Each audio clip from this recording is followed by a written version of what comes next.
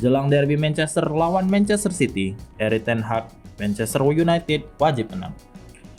Derby Manchester di edisi pertama di Liga Inggris musim ini akan digelar di Etihad Stadium.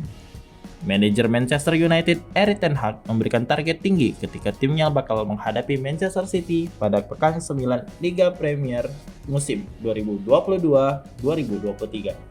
Minggu, 2 Oktober 2022 pukul 8 malam waktu Indonesia bagian Barat.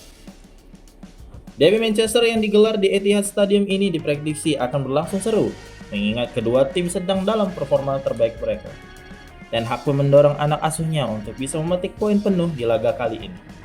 Dengan ahli taktik asal Belanda itu juga tidak sabar untuk segera memainkan pertandingan melawan City. Saat ini Setan Merah berada di urutan kelima klasemen Liga Premier dengan peraihan 12 poin dari 6 laga. Andai duel lawan The Citizen ini berhasil dimenangkan oleh United, maka mereka akan menorehkan 5 kemenangan beruntun di Liga Premier.